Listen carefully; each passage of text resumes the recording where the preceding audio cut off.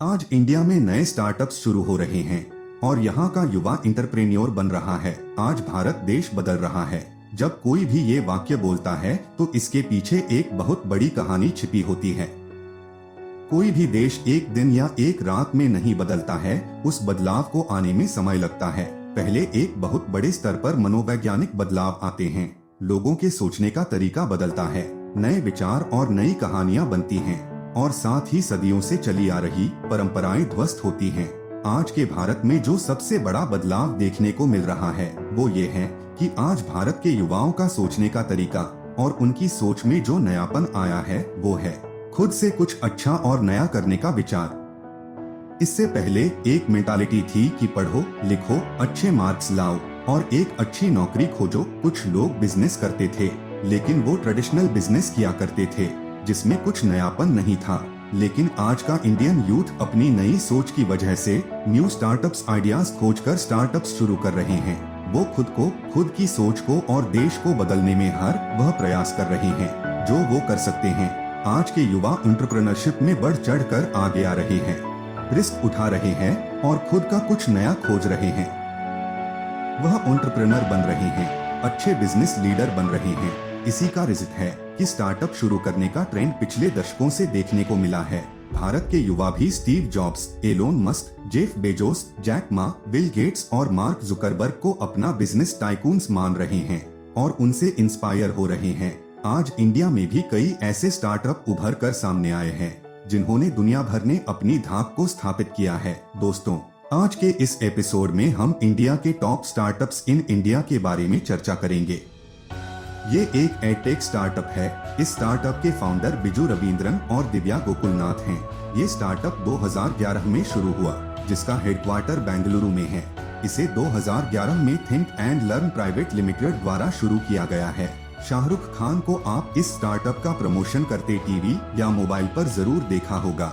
The economic times के अनुसार आज के समय में ये $13 बिलियन की कंपनी है। अनकेडमी भी एक एडटेक स्टार्टअप है। अनकेडमी का हेडक्वार्टर बेंगलुरु में है। इसका मुख्य फोकस कॉम्पिटिटिव एग्जाम को क्रैक करने में स्टूडेंट्स को मदद करना है। ये स्टार्टअप क्लास 6 to 12 तक की स्टडी करवाता है। अनकेडमी पहले एक यूट्यूब चैनल था जिसको 2010 में गौरव मुंजाल ने स्टार्ट किया था। 2015 में गौरव मुंजाल और उनके साथियों रोमान सैनी, हिमेश सिंह ने मिलकर इसे स्टार्टअप का रूप दे दिया। बाद में धीरे धीरे अनकेडमी बहुत सारे छोटे छोटे इंस्टीट्यूट और एजुकेशन से जुड़े यूट्यूब चैनल को अपने से मिलाता रहा। ओयो रितेश अग्रवाल द्वारा शुरू की गई स्टार्टअप है। ओयो एक होटल चेन है जो बजट होटल सर्विस हमें देता है। ओयो का हेडक्वार्टर गुड़गांव, हरियाणा में स्थित है। आज ओयो इंडिया के छोटे बड़े शहरों से लेकर चीन, Nepal, Mexico, Vietnam, UAE, Brazil जैसे और भी कई सारे देशों में अपना कारोबार बढ़ा चुका है। ये चीप रेट्स पर अच्छी सुविधाएं के साथ होटल उपलब्ध कराता है। ओयो के फाउंडर रितेश अग्रवाल 26 साल की उम्र में अरबपति बनने वाले पहले भारतीय है। रितेश अग्रवाल को वर्ल्ड्स यंगेस्ट बिलियनियर के रूप में भी जाना जाता है। आज ओयो ग्लोबली एक्सपैंड हो चुका है और भारत के टॉप स्टार्टअप में शुमार है। रितेश अग्रवाल ने अपनी सपने को पूरा करने के लिए अपने स्टडी को बीच में फुल स्टॉप लगा दिया। वह अपने सपने को साकार करने में जुट गए और ओयो का नाम टॉप स्टार्टअप्स में शामिल कर दिया। ओला कैब्स भाविश अग्रवाल द्वारा लॉन्च किया गया स्टार्टअप है। ये एक ऑनलाइन कैब्स बुकिंग स्टार्टअप है जो छोटे बड़े शहरों में ऑनलाइन कैब्स खोजने और बुकिंग करने में कस्टमर्स को हेल्प करता है। ओला का हेडक्वार्टर बेंगलुरु में है। इसका वैल्यूएशन 2019 में $6.5 बिलियन था। यह आजकल फूड डिलीवरी पर भी काम कर रहा है। ओला कैब्स भी एक मल्टीनेशनल कंपनी बन चुकी है। ये भारत के अलावा ऑस्ट्रेलिया, ब्रिटेन, न्यूजीलैंड इत्यादि देशों में अपनी सर्विसेज प्रोवाइड कराती है। जोमेटो स्टार्टअप ये ऑनलाइन फूड डिलीवरी स्टार्टअप है जो कस्टमर्स और रेस्टोरेंट को एक दूसरे से जोड़ता है। इस स्टार्टअप के मदद से हम किसी भी समय फूड ऑर्डर कर सकते हैं और घर पर बैठे ही फूड डिलीवरी ले सकते हैं। बाकी स्टार्टअप की तरह जोमेटो की भी शुरुआत दो दोस्तों दीपिंदर गोयल और पंकज चड्डा ने की थी। जोमेटो का हेडक्वार्टर गुड़गांव, हरियाणा में स्थित है। लगभग 24 देशों और 10,000 से अधिक शहरों में आज इसकी पहुंच है। जोमेटो का पहले नाम फूडीबे था, बाद में इसका नाम जोमेटो रखा गया। जोमेटो में सबसे पहले नौकरी.com के फाउंडर ने $1 मिलियन इन्वेस्ट किया था। ज़ेरोधा एक फाइनेंशियल सर्विस देने वाली कंपनी है। यह नितिन कामत द्वारा 2010 में लाई गई। ज़ेरोधा का हेडक्वार्टर बेंगलुरु में है। ज़ेरोधा के फाउंडर नितिन कामत की कहानी थोड़ी फिल्मी है। ज़ेरोधा के फाउंडर निखिल कामत का पढ़ाई में मन नहीं लगता था। सबसे पहले उन्होंने अपने दोस्त के साथ मिलकर पुराने मोबाइल बेचने और खरीदने का बिजनेस किया। निखिल कहते हैं कि यह उनके जीवन का पहला बिजनेस था। 2008 में इनके पिताजी का ट्रांसफर बेंगलुरु हो गया। 17 साल की उम्र में कॉल सेंटर में काम करना शुरू कर दिया। कॉल सेंटर में काम करते हुए उन्होंने शेयर मार्केट को समझना शुरू किया और इन्वेस्ट करना स्टार्ट कर दिया और वह से अच्छा रिटर्न प्राप्त करने लगे। अपने इसी एक्सपीरियंस का फायदा उठाते हुए 2010 में अपने बड़े भाई के साथ मिलकर ज़ेरोधा की शुरुआत की। ज़ेरोधा हमें डीमैट अकाउंट और ट्रेडिंग अकाउंट खोलने की सुविधा देता है।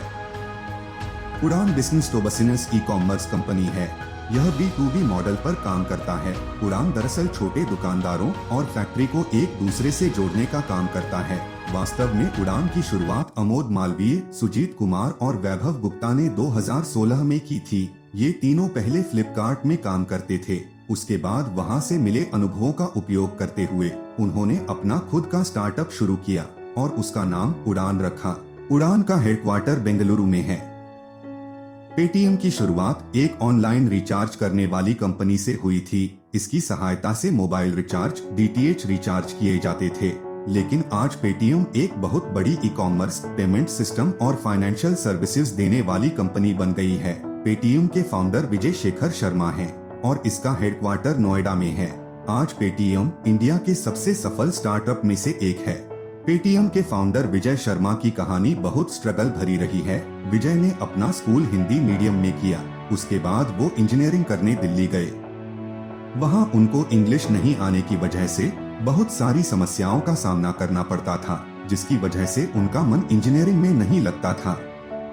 उसके बाद उन्होंने खुद से कोडिंग सीखी और एक वेबसाइट बनाई। 1999 में उन्होंने यूप्सिस कम्युनिकेशंस कंपनी की स्थापना की, जिसको अमेरिकन बेस्ट एक कंपनी ने खरीद लिया। इसके बाद उन्होंने 197 की नींव डाली, लेकिन ये कंपनी नहीं चली। बाद में 2010 में उन्होंने पेटीएम स्टार्टअप को शुरू किया और फिर कभी पीछे मुड़कर नहीं देखा। फ्लिपकार्ट एक ई-कॉमर्स कंपनी है। फ्लिपकार्ट के फाउंडर सचिन बंसल और बिन्नी बंसल दोनों पहले अमेज़न में काम करते थे। उसके बाद अमेज़न के तर्ज पर उन्होंने भारत में ई-कॉमर्स बिजनेस शुरू किया। आज फ्लिपकार्ट को इंडियन अमेज़न भी कहा जाता है। शुरू में ऑनलाइन किताब बेचना शुरू किया। बाद में अमेज़न की तरह फ्लिपकार्ट पर भी जरूरत की सभी चीजें मिलने लगी। अब भारतीय भी इंटरनेट और उसके पावर को समझने लगे हैं। अब अधिकतर लोग कुछ भी खरीदना हो तो ऑनलाइन शॉपिंग को ज्यादा पसंद करते हैं। फ्लिपकार्ट का हेडक्वार्टर भी बेंगलुरु में है। वॉलमार्ट ने $15 बिलियन में फ्लिपकार्ट को खरीद लिया है। आज भारत में अमेज़न को सबसे ज्यादा कंपटीशन फ्लिपकार्ट से ही मिलता है। फ्लिपकार्ट आज के युवाओं के लिए अपना स्टार्टअप करने के लिए प्रेरणा का स्रोत है।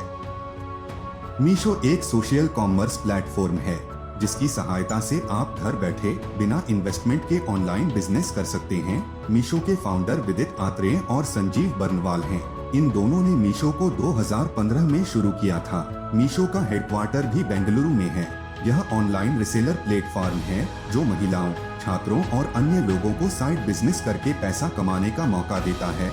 मीशो के प्लेटफॉर्म पर जो टूल्स हैं, उसका इस्तेमाल करके कोई भी अपनी शॉप मीशो पर खोल सकता है। उसके बाद उस प्रोडक्ट को सोशल साइट जैसे फेसबुक और व्हाट्सएप पर शेयर करके सेल कर सकता है। मीशो खास तौर पर महिलाओं को आत्मनिर्भर बनाता है और उनको घर से अपना एक सक्सेसफुल बिजनेस स्टार्ट करने का मौका देता है। आज बहुत सारी महिलाएं मीशो ऐप का उपयोग करके लाखों रुपया कमा रही हैं। मीशो फेसबुक से इन्वेस्टमेंट प्राप्त करने वाला पहला स्टार्टअप है। अगर एस्पायर ऑल का ये एपिसोड आपको पसंद आया हो तो चैनल को सब्सक्राइब जरूर करें।